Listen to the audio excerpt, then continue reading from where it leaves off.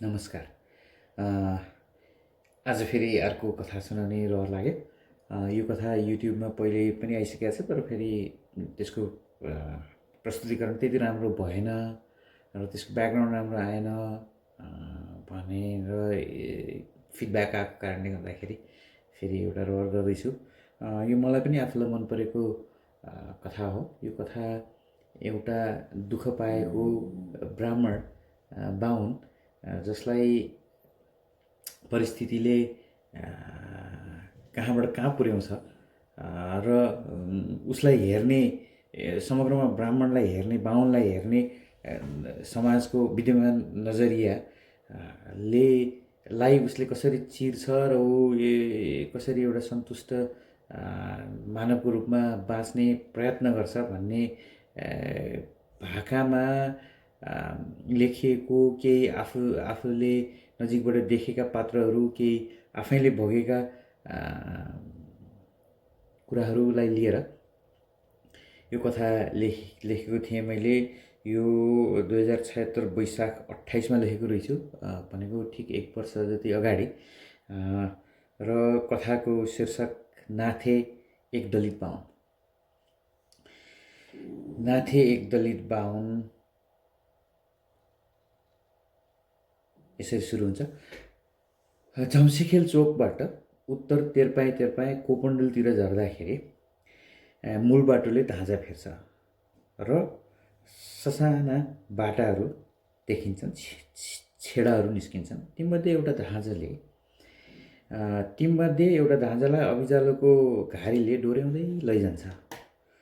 धेरै धाँजाहरू छन्, त्यो धाँजामध्ये एउटा धाँजोलाई अभिजालोको घारीले डोर्याउँदै लैजान्छ र ल्वाङकाजीको छिणीमा लगेर ठोकाउँछ। ल्वाङकाजी को छिणीमा लगेर ठोकाउँछ। त्यो छिणीको देब्रे कुनामा एउटा सानो कोठा छ, त्यही हो नाथेको घर। नाथे उसको नाम होइन, नाम त उसको शिवनाथ पराजुली हो। सुरुमा नाथे भन्दा उसलाई झनक्क रिस उठ्थ्यो। आजकल उसलाई काडिएको नाम उपर कुनै गुनासो छैन। काजीको नाम पनि डम्बरसिंह बिष्ट हो, तर पनि गाउँ छिमेकमा बुढाका कन्ना पछाडि नाम काटेर बोलाउँदा ल्वाङकाजी भन्छन्। किन त्यसो त भन्दाखेरि बुढा 6 फुटे सुरिला काजी, टाउको यामनको। त्यसले गर्दाखेरि कुन चाहिँ गाउँ टोलको उटुङ्गियाले लुवाङ जस्तो भने भएर काजीको नामै ल्वाङकाजी राख्यो। गाउँ छिमेकमा सबैले ल्वाङकाजी भन्छन्। गाउँ छिमेकका ल्वाङकाजी भए हुन पुगे बिचारा। ती ल्वाङकाजी पुण्यात्मा हुन्, तर तिनैले 37 सालको जनमत संग्रहताका नाथेलाई रसुवाको गढी मुनतिरबाट काठमाडौँ लिएर आएका हुन्, सहर लिएर आएका हुन्। जागिरको सिलसिलामा रसुवा पुगेका काजीले नाथेका परिवारको तन्न अवस्था देखेर दया गरेकै हुन्। कक्षा 5 पढ्दै गरेको नाथेलाई कक्षाबाट के देख्यो कुन्नी, कक्षाभित्रै खै के देखे कुन्नी काजीले। हेडमास्टरसँगै खै गरेर गोधुलीको समयमा कौलास्दै उनी नाथेको घर पुगेका हुन्, नाथेको पिँढीमा बसेका हुन् र नाथेका बासँग कुरा गरेका हुन्। नाथेलाई धमिलो सम्झना छ। हस्, राम्रो खाने, राम्रो लाउने, मिठो खुवाउने, राम्रो खाने, राम्रो लगाउने, पढ्न पाउने व्यवस्था गर्दै बक्सिन्छ भने शिवे हजुरको भयो। आफूलाई खोले फाँडो होस्, छोरोको भरिएको भाँडो होस्। काई साहब, उसका बा घनानाथले यति भनेका थिए। फुरौली आमा रोएकी थिइन्। दाइ 9मा पढ्थ्यो, हुन्न भन्न सकेन। दुवै भाइ अबोध नै थिए। दिदी बिहे गरेर सिरानचोक गइसकेकी थिए। बहिनीको न्वारान सकिएको भर्खर 4 दिन मात्रै भएको थियो। अहिले आएर नाथेले सम्झिन्छ।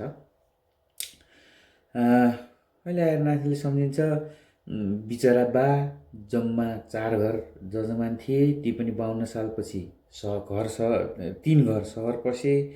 अब बाको आतेपाते एक घरमा झर्यो। कताको सप्ताह, कताको बिहा बटुलो। ठुल्लाई 9 मूलेमा मारियो।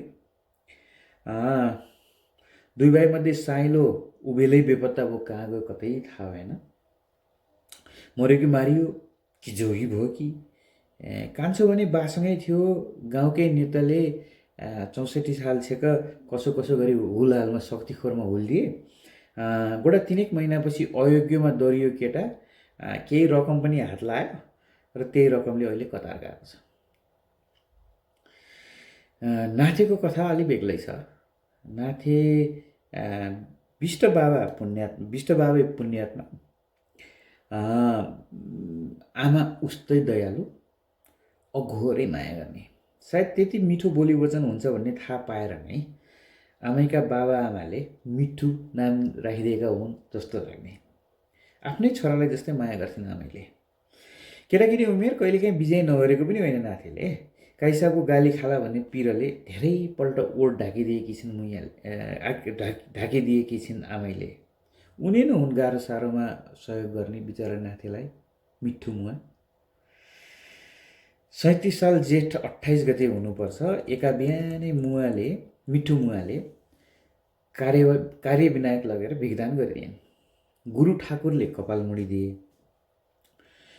व्रतबन्धको रीत पुरा गर्न मिठु मुवाका सहोदर भाइ झरवारासीका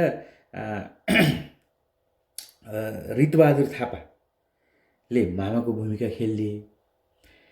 देशान्तर घुमाए, दही पेडा खुवाए र चोखो बाहुन बनाइदिए। सत्तुङ्गलका बजगाई बाजेले गायत्री मन्त्र सुनाउने भनेर खोइ के भुरभुर गरे खास्टो ओढाएर कानमा। यही हो अरूलाई सुनाए बौलौलास पनि भनेकै थिए। पछि मुडुलो टाउको लिएर स्कुल जाँदा साथीहरूले टुप्पी तानेर भन भन्दा नि भनेन। किरण शमशेरको क्याम्पाको दक्षिणमा उसको सरकारी स्कुल टिका विद्याश्रम, त्यसैको पूर्व दक्षिण कुनामा सानो मैया महारानीको निजी स्कुल।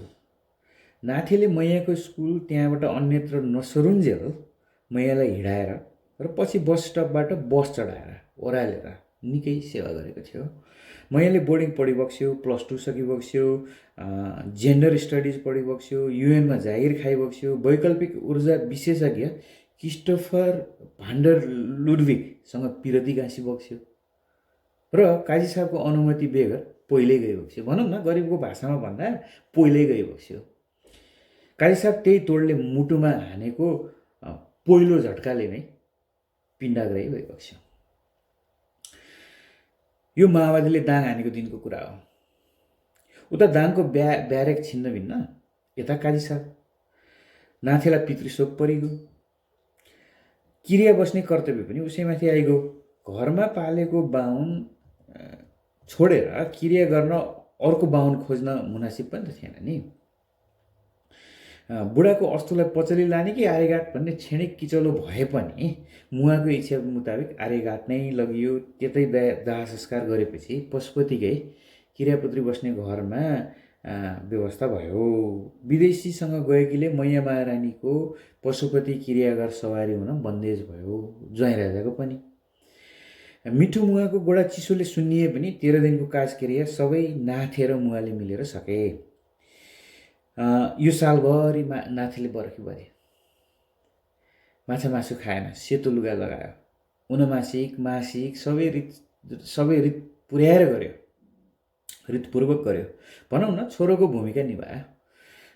यो 1 वर्ष उहिले बेलाको वर्तमान गरेको 6 महिनाभन्दा कठिन भने उसलाई लागेन। त्यतिखेरको 11 वर्षीय ठिटो भर्खर सहर आएको मिठो मसिनोको लोभ थियो।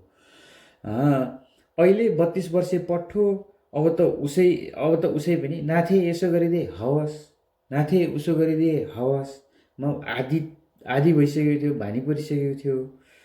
मैया महारानीले त नाथेभन्दा 3 कक्षा अघि नै सुरु गरेकी हुन्, 3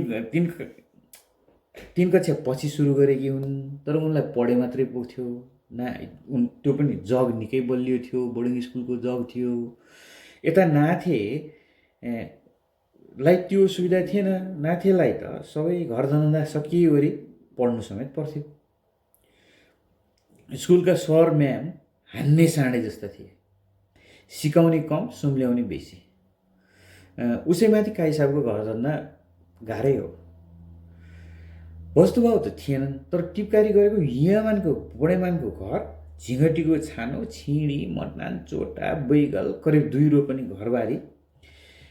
नाथेको दैनिकी बिहानै उठेर इनारको पानीले गङ्गे यमुनै चैव गोदावरी सरस्वती गरेर नुहायो, बाहुन नुहाई।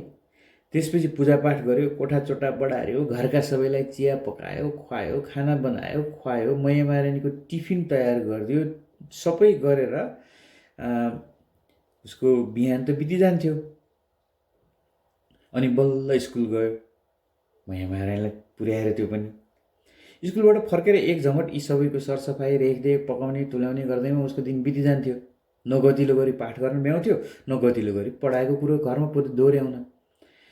मैयाले +2 सक्दा नाथेले 5 वर्ष झ्याम्टे भनेको एक्जाम्टेड, 5 वर्ष झ्याम्टे बनेर एसएलसी चाहिँ उम्कायो। किशोर भए र यौवनका सुरुका दिन नाथेलाई कठिन भएकै हो। स्कुल पछिल्तिर हाराचाको हरियो पर्दावाला खाजा पसल थियो। केही साथीहरू त्यहाँ गएर मोमोचा, भुटन, चना, चिउरा आदि खान्थे। नाथेलाई सकस हुन्थ्यो 2 कुरा थिए। एक, उसको बाहुनत्वले हरियो पर्दाभित्र छिर्नै मिल्दैन थियो। अर्को, उसको बगलीमा चुन्दाम हुँदैन थियो।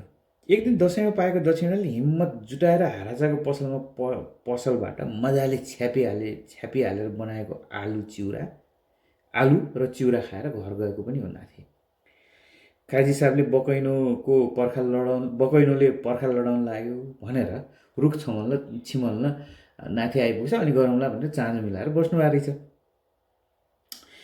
नाथेलाई बन्चरो थमाएर ल्या हेरी यहाँनिर आन भनेर भनेका बुढाले भस्स छ्यापीको गन्ध पाएछन्। बम बम भए रिसाएर केही बोलेनन्।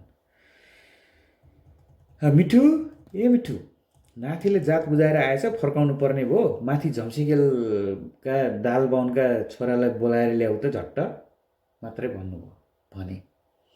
बकाइनो ढालेको 1 घन्टापछि साना दाल आए, गौदान गरिवरी पुनः बाहुन भन्यो नाथे।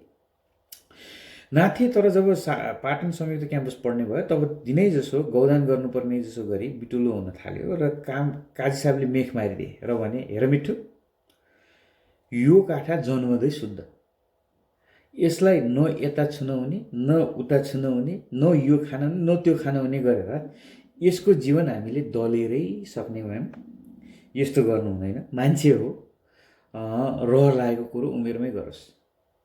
हाम्रा अघिपछि पिरो पानी धोकेर नआओस्, राँगाको मोमोचा नखाओस्। भइगयो त। यसका यस्ता रहरले झम्सिखेलका दाल बाहुन पो मोटाउने भए। जिउँदै गाई दान गर्ने भए अहिलेसम्म गोडा 30 गाई त दान गरिसकेका हुनु पर्यो। मुवाले पनि कुरो मुनासिब ठाने। बिचरो बाबामा दाजुभाइ दिदीबहिनी केही नभनी बसेको छ, कमारो चाहिँ दलिएको छ। यसलाई हामीले नगरेको माया कसले गर्छ त काई साहब हो भन्दै बक्स्योस्। यसरी गौदानमा पूर्ण विराम लाग्यो। तर नाथेले धर्म छोडेन। खसी बोका हुँदै भएसम्म घडी चरो खायो होला। मोमोचा र बिजुली शरबत मुखैमा हालेन। लसुन प्याज गोलबेडा भने बारेरै सकेन नाथेले। काजी साहब र मुवा यसमा खासै बिरसिएनन् पनि। काल जमाना दिन पनि त आधुनिकतातिर प्रवेश गर्दै थियो। विक्रमको 16-17 साल हुन्थ्यो भने समाजले पनि काजीका घरमा काङ्ग्रेस पस्यो भन्थ्यो होला। अब अहिले जमाना त्यो थिएन।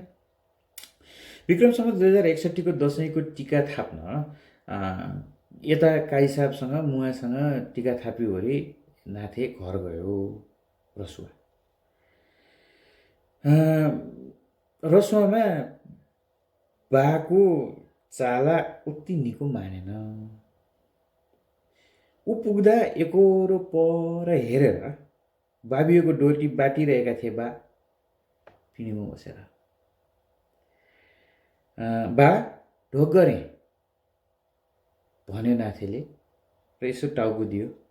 बुढाले मात्रै गरे। अन्तै हेरेर टिको लगाइदिए। टिको पनि यताबाट लगेको कोसेली गुत्पाको पनि पन्छाइदिए। नाथेको कुतूहलता भाउजूले मेटाइदिन्। द्वितीयका दिन चौकीका हलदार साहब आफ्नो पुलिस टोलीसहित आउनुभयो। किलोमा बाँधेको खसी पनि काटेर खानुभयो। त्यही राति कामरेडहरू आए। मासु जति पुलिसले खाइदियो, टाउको खुट्टी बचल खुचल चाहिँ माओवादीले खाइदिए, कामरेडहरूले खाइदिए। बाजेलाई त्यो कुराले खुब रिस उठ्यो। पुलिससँग पनि कामरेडसँग पनि बेखुस बाजेले तिमी दुई थरी साँडेको जुदाईमा हामी जस्ता बाछाको मिचाइ मात्रै हुने भयो भनिदिनु भयो। भनेकै हो, मैले सुनेको। अब त्यसपछि पुलिसका नजरमा नेता, कामरेडहरूका नजरमा सुराकी। डरिनु भयो बाजे। एक थरीले हाजिरी जमानीको पुर्जी काटे, अर्का थरीले पिँढीको थाममा बाँधेर घँगाहरूको लौरीले सुम्ल्याए। 73 वर्ष पुगेका बाजे त्यसपछि यस्तो मेरो जिन्दगी भन्नुहुन्छ, डोरी बाट्नुहुन्छ। यस्तो मेरो जिन्दगी भन्नुहुन्छ, डोरी बाट्नुहुन्छ। नातिले केही भनेन, भन्नै सकेन। बाउ छोरा अँगालो मारेर निशब्द रोइरहे।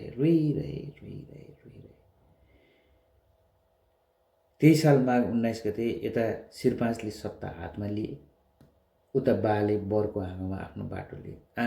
उता बाले बरको हाँगोमा आफैले बाटेको बाबियोको डोरीले पासो लगाएछन्। फोनसोन पनि सबै राजाले रेटिदिएका हुनाले नाथेले बाउको लासमा पुल्ठो जोस्न समेत पाएन। खबर सुनाउन समेत 3 दिनपछि कान्छो अत्तालिँदै आइपुग्यो।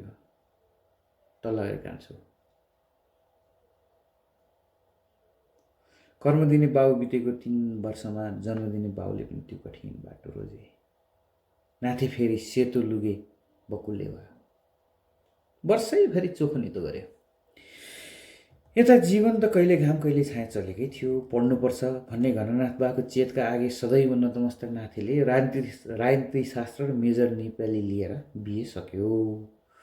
मैया महारानीको सुझाव लिएर पुल्चोक दमकलसँगै स्टेसनरी पसल खोल्यो। पसल थाप्यो। पत्र पत्रिका, कापी कलम, मोबाइलका सिम आदि बेचेर नाथेले आफ्नो छान्नुको सपनामा उकेर हाल्दै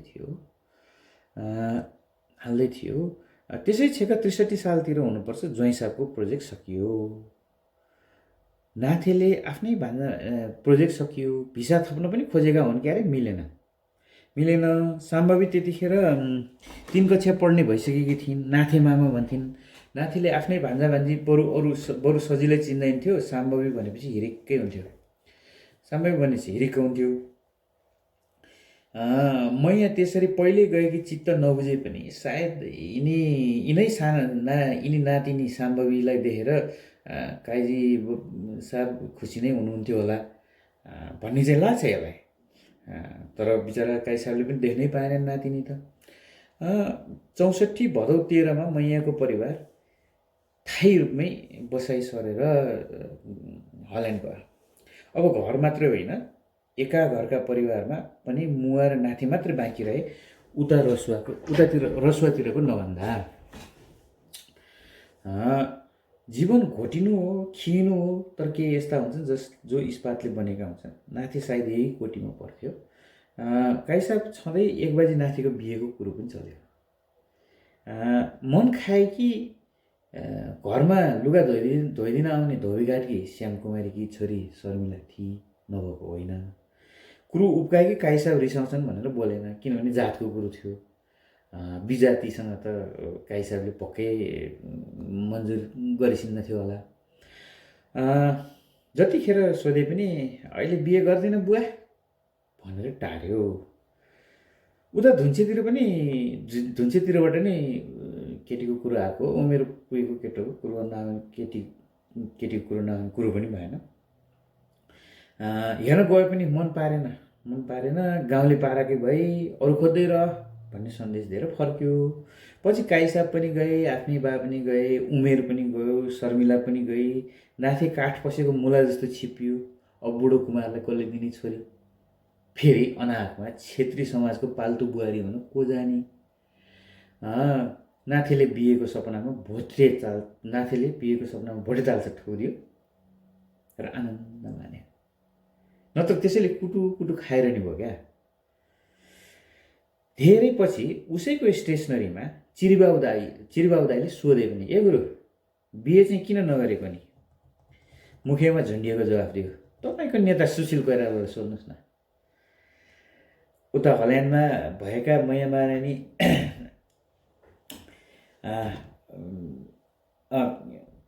मुखैमा झुन्डिएको जवाफ दियो, तपाईँका नेता सुशील कोइरालालाई सोध्नुहोस् न। चिरिबाउ दाई हाँसे मात्र। दाईसँगै अर्को कोही त्यतैतिरका स्थानीयले छुस्स दिनु भ्याएलाई थप नसोध, देश खाने बाहुनसँग तिमी ज्याबुले के सघाउला? नाथे केही बोलेन। नाथेलाई देश खान कसैले सिकाइदिएन। अरू त अरू, नाथेलाई भुक्के चप्पल लगाएर काठमाडौँ पसेर अकुत सम्पत्ति कमाउने कला पनि कसैले सिकाइदिएन। ऊ त्यसैमा नाथेवादमै रमायो। काइसाको 30,000को लगानी, मैया महारानीको सद्भाव र थोर बहुत मार्केटिङले उसको मिठो स्टेसनरी गम्किएकै थियो, चम्किएकै थियो। एक दिन नेपाल खाल्डोको कुनै एक कुड्का खडेरीमा सानो छानो हाल्ने उद्देश्यका साथ लम्किएकै थियो। उता हल्यान्डमा भएका मैया महारानी अनि साम्बवी भान्जी र मुवाको सम्पर्क सेतु नाथे नै थियो। 72 सालको भैँचालोको दिन मुवा अलिकति मासको दाल, आलुतामाको रस, टिमुर हालेर पिसेको पोलेको टमाटरको अचार जिउनार गरेर कोठामै पल्टेकी थिइन्। घर त गर्ल्याम हल्लायो। छिनीमा यसो सुस्ताएर उठेको मात्रै थियो नाथे पनि। शनिबारको दिन पसल खोल्न जान उसले आफ्नो 1997 को हिरो होन्डा स्प्लेन्डर पुछपाछ गरेर तयार राखेको थियो। निर्घात हल्लाएपछि नाथे अत्तालिँदै चोटामा पुग्यो।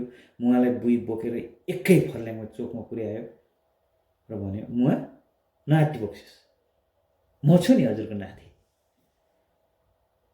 छस् बाबै छस्, किन आत्तिन्थे? तै त होस् नि मेरो बुढेसकालको लट्ठी। मैले यति भने र कपालमा सारिदिएँ। यो बाजी भने अनेक पल्ट, लाखौं पल्ट, करोडौं पल्ट भन्दा नि भयो नदेखिएको नाथेको आँसु देखिन् मुवाले।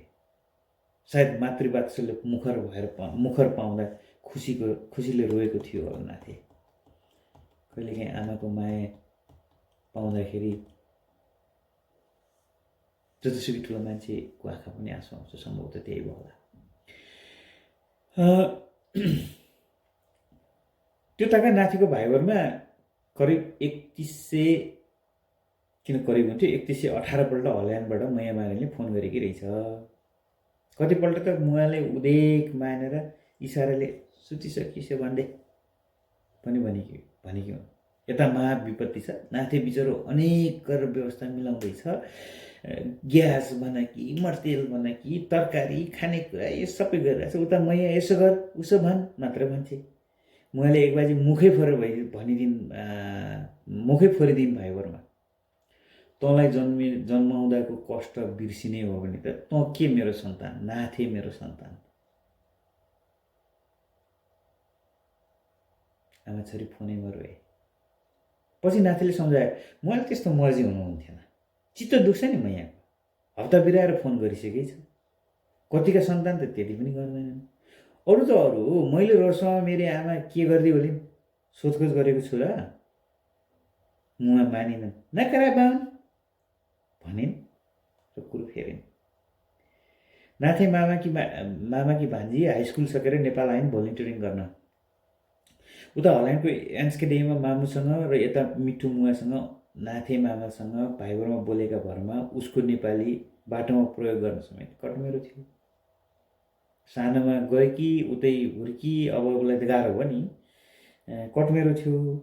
मामाको पसलमा बसेर चलचल्तीको स्ल्याङ भन्छ नि, स्ल्याङ सिकिन् साम्बवीले। ठिस, दामी, सुड्डो जस्ता सडके शब्द नबुझे पनि लटरपटर बोलीले करिब 2 महिना अछाम बसेर छाउपडी पढेर आइन्। डोटेल भाषा सिक्ने हिम्मत पनि गरेनन्।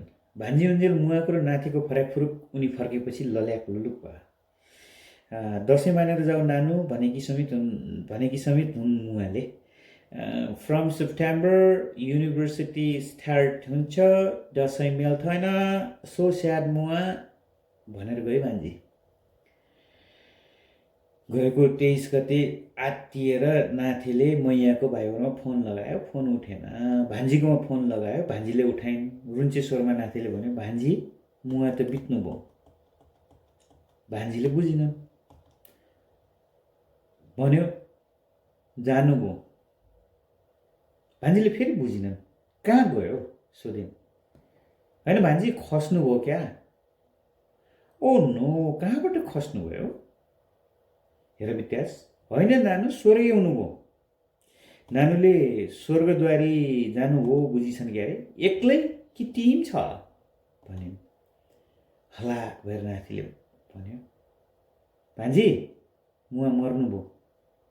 बल्ल बुझिन् नानुले र मामुलाई बोलाउँछु भने। मैया कुरुन कन्थु रुन मात्र थाले। नाथीले सम्झायो, हजुर सकेसम्म चाँडो गरेर आइसियोस्, यता मैले के गर्नुपर्छ म गर्छु, म मिलाइहाल्छु।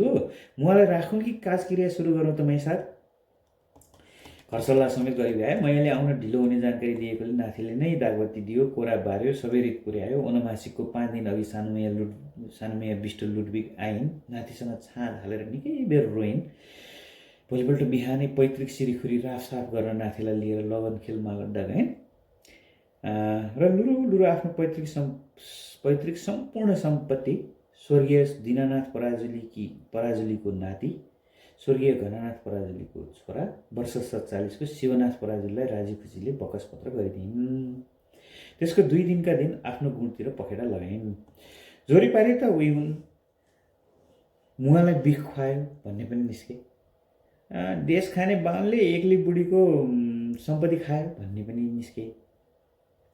मैया र उसको अवैध सम्बन्ध थियो होला र त सम्पत्ति सबै दिई भन्ने पनि निस्के।